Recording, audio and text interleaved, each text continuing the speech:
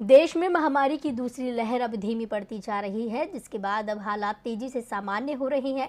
बाजार खुल चुके हैं, मॉल रेस्टोरेंट में भी लोग दिखाई देने लगे हैं, उद्योगों में भी काम शुरू हो चुका है। प्रतिबंध में ढील मिलते ही लोग दूसरी लहर की परेशानियों को भूल चुके हैं। बाजारों में पहले जैसा नजारा दिखने लगा है। सोशल डिस्टेंसिंग कहीं नहीं दिख रही, कई लोग तो मास्क का उपयोग भी नहीं कर रहे। स्वास्थ्य विशेषज्ञ दावा कर रहे हैं कि हालात यही रहे तो अगस्त में तीसरी लहर आ जाएगी, जिसके बाद कांग्रेस सांसद राहुल गांधी ने सरकार को सचेत किया है। तो क्या कहा है कांग्रेस सांसद ने, देखिए ये रिपोर्ट। महामारी की दूसरी लहर ने देश को जबरदस्त नुकसान पहुंचाया। लाखों लोगों की जान चली गई, कई जिंदगियां तबाह हो गई। दूसरी लहर अब धीमी पड़ चुकी है, लेकिन सरकार विपक्ष के निशाने पर है।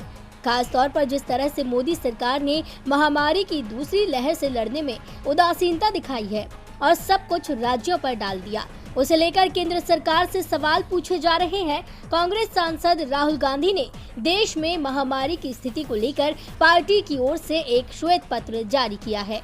राहुल गांधी ने कहा है कि कांग्रेस के श्वेत पत्र का लक्ष्य सरकार पर उंगली उठाना नहीं है।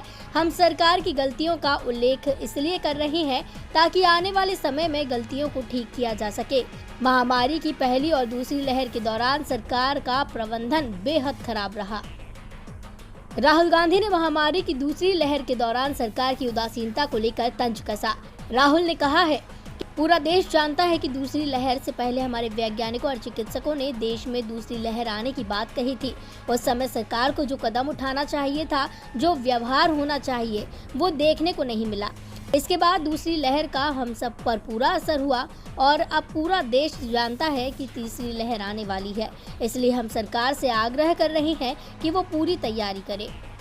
राहुल गांधी ने कहा है कि हमने श्वेत पत्र में 4 पॉइंट उठाए हैं, जिसमें पहला तीसरी लहर की तैयारी है, दूसरा गरीबों छोटे व्यापारियों को आर्थिक मदद पहुंचाना है, तीसरा कोरोना मुआवजा कोष बने, चौथा पहली और दूसरी लहर की गलतियों के कारणों का पता लगाया जाए और ये सुनिश्चित किया जाए कि आगे ये गलतियां नहीं हो।